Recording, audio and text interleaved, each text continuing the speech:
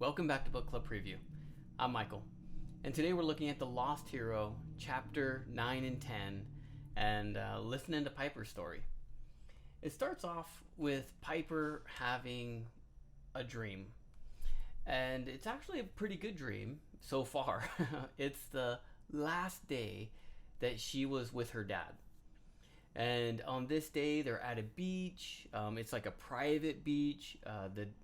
We learn the dad is really rich. He's also really famous, and he rented a house and these other houses around so they can just have a private beach and no one will bother them. So it's just father and daughter. And Piper doesn't get to see her father very much because he's so famous. He's a famous actor. But they're having a great time, and Piper says, "Hey, Dad, look, I got to tell you something. Piper stole a BMW. Well, they let her have it, and then she got arrested and got in trouble. And she didn't have a chance to tell her dad yet. Her dad doesn't know, and he wants to tell her." And Dad says, "Okay, before that, 3 questions game. And I guess the 3 question is you can ask any 3 questions you want, anything, and you will answer true. So Dad can ask you 3 questions, you can ask him 3 questions, or whatever." And she just starts to ask about her mom, about their grandpa, and the dad doesn't know anything about where her mom is, who her mom. Well, maybe he knew who she was, but we know her mom is a goddess. Which goddess is it? We don't know. And they just kind of talk a little bit about some Native American legends and different things. Piper really wants to share about getting in trouble, but before she can, Jane comes. Jane is the dad's assistant, and Jane doesn't seem to like Piper that much. And so Jane feels happy that she's disturbing this mother or father-daughter time.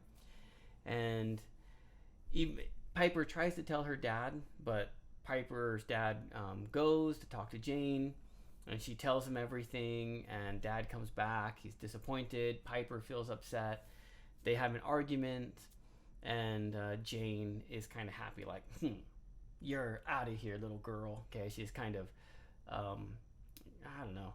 She's not a very nice lady. The dream fades, and it comes up with in Claudius. So now the dream kind of swirls, and she sees her dad. Her dad is tied to a stake. Okay, he's like tied behind his back. Maybe he's beat up a little bit. Still handsome looking, but beat up. And then there's this giant face in the ground saying, "If you don't betray the half-bloods, I will eat your father." Okay, so that's what Piper is struggling with. This thing in the earth, this giant, is going to eat her dad if she doesn't betray the half-bloods. And then she wakes up. She wakes up, and Rachel Elizabeth Dare is there, and they start talking a little bit and sharing about what Jason saw and what's been going on with Jason, and a little bit about what Piper saw. Not in her dream, which Piper's worried. Does Rachel know about my dream? No, about Hera and about Piper choking her. That leaves us to chapter 10. Chapter 10 is the campfire, and it's nighttime. The campers are singing some camp songs, being a little silly, and everything is going okay. But then they start to talk about the great prophecy, about everything that's been going on. Percy being stolen, these 3 half-bloods suddenly being rescued, Hera's appearance at these 2 different times. And then they start asking about, well, Rachel, is this the great prophecy? If you read the first book series, at the end of the last book, Rachel gives another great prophecy, and this is it.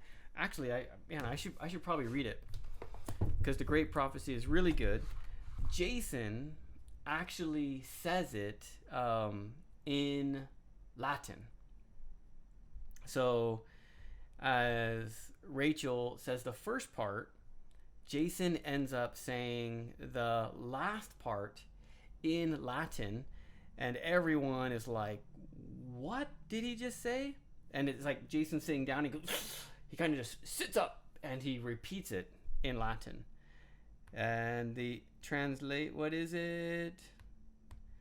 Sorry, I'm opening up my book right now. Okay. So Rachel says, 7 half-bloods shall answer the call. To storm or fire, the world must fall. Okay? So usually in these books, there's 3 half-bloods going on a quest.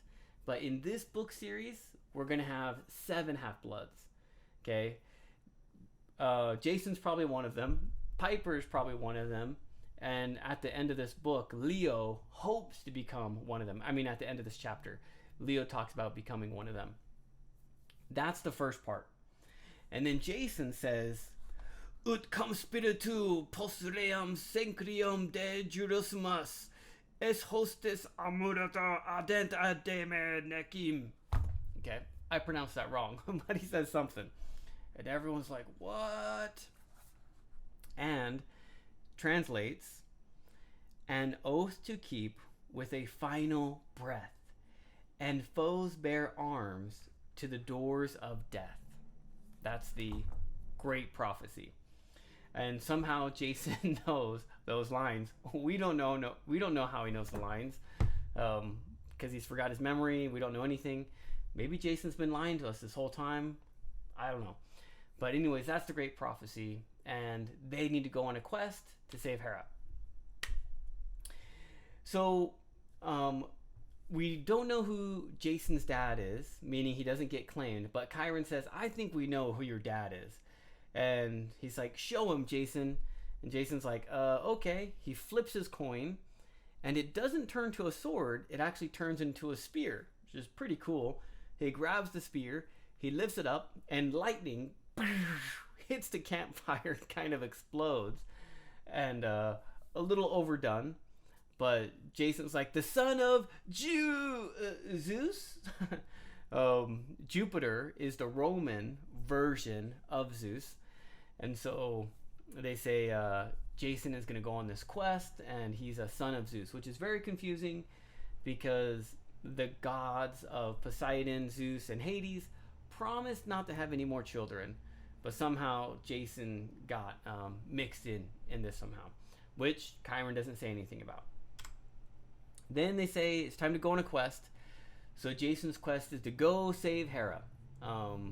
Whether Jason wants to or not, whether he likes Hera or not, he accepts the quest. He's going to go, and he needs 2 friends. And Rachel gives him a prophecy for this quest. Let's see here. Rachel says, we got another prophecy. Child of lightning. Okay, obviously that's Jason. Beware the earth. The giant's revenge. The 7 shall birth. Okay, the 7 heroes, that kind of connects. The forge and dove shall break the cage, and death unleashed through Hera's rage. Oh, man. Okay, Jason's definitely the lightning. A dove is the symbol of Aphrodite, so it has to be probably someone from Aphrodite's cabin. And Hephaestus is the symbol of the hammer. So probably Piper, probably Leo, seeing their inner story. But Jason gets to choose who he wants to pick. At first, Drew says, oh, Jason, pick me. I'm so charming. And then Piper freaks out. She's like, oh my goodness. I don't want Drew to be alone with this guy. I need to go on this quest. I need to save my dad. I need to betray my friend so I can save my dad. And she says, no, I should go. And everyone starts listening to Piper. So that first they're listening to Drew, and then they start listening to Piper. And it's like, I don't know, something's going on between them. And then suddenly, poof! Piper gets claimed as a daughter of Aphrodite. That's who Piper's mom is, Aphrodite. And when Aphrodite poofs her, okay, for Leo he had the hammer over his head, but for Piper, she's like beautified, okay? Her clothes change, her hair gets all beautiful, she has makeup on, she's wearing a shirt with like this low V cut, and Jason's like, whoa, everyone's like, whoa, but Jason's like, dang, girl, you look beautiful. She kind of blushes, but she's a daughter of Aphrodite, who is the goddess, symbol of love, and a dove. So we can guess that Piper is going to be chosen.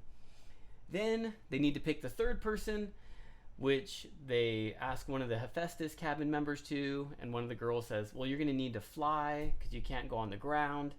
And Leo says, I can do it. Man, trust me, let me do it. And Jason says, okay, buddy, man, we started this together. I don't remember you or anything, but let's do it together. If you can find us some flying transportation. And Leo says, I'm on it. I'm going to do it. And that is the end of the chapter. Some quick vocabulary here, sorry. Rabid horde. Okay, rabid means crazy. Horde is a group. So a famous movie star, if he's out in public, all these girls are excited to see him. A crazy group, a rabid horde. Heist is like a theft. Heist is a plan. There's a lot of movies called Heist, or if you saw Ocean 7 or Ocean's 11, those are heist movies, theft movies. Mortifying, scary. Mortify is like when you die and your body locks up. But if you get really scared, right, you kind of lock up your muscles. Mortifying, that's kind of where the word comes from. Resignation is surrender, giving up. Header, she was like, I wish you'd take a header, meaning falling on her head and getting hurt. Solstice, you're going to hear this a lot. The solstice is the longest day of the year and the shortest day of the year. So we have the summer solstice and we have the winter solstice. And this is the winter solstice, the shortest day of the year where evil powers become powerful. Impaled, that is pierced. Okay, if here's someone and they're impaled, it's like all the way through. Okay, not just like sticking, but impaled all the way. Pandemonium, chaos, wild, crazy. All the campers start going crazy. Pantomiming. Okay, this is different. Pantomiming means acting. Okay, this pantomiming. Okay, this is a heart. So moving with actions and not your mouth. So Annabeth looks at Chiron and says, and Chiron looks at Piper, or not Piper. Chiron looks at Annabeth and says, all right, they're doing these actions, not speaking. And actually, the Piper's description of what they talk about is really funny. It actually made me start laughing. She says, scared the jujubes out of me. Jujubes is a fruit, and it's kind of like a small red fruit, I believe. Oftentimes we'll say in English, scared the bejesus out of me, which is scared the life, scared the energy out of me, something like that. I think this is something similar. Maybe a jujube could look like a piece of poop, you know, like scared the poop out of you in a way. It could be kind of something like that. But in any case, scared the jujubes out of me is just another way of saying I was super afraid. With what Annabeth was pantomiming to Chiron and what Chiron was pantomiming to Annabeth, Piper could just read it and understand it, and scared her. That leaves us with our discussion question. What 3 questions, if you could ask any 3 questions to your parents and they had to answer the truth, what 3 questions would you ask your parents? And of course, please make your own discussion. Question. That is all the time that we have for today. But thank you so much for joining me for this episode of Book Club Preview. I'll see you soon. Bye-bye.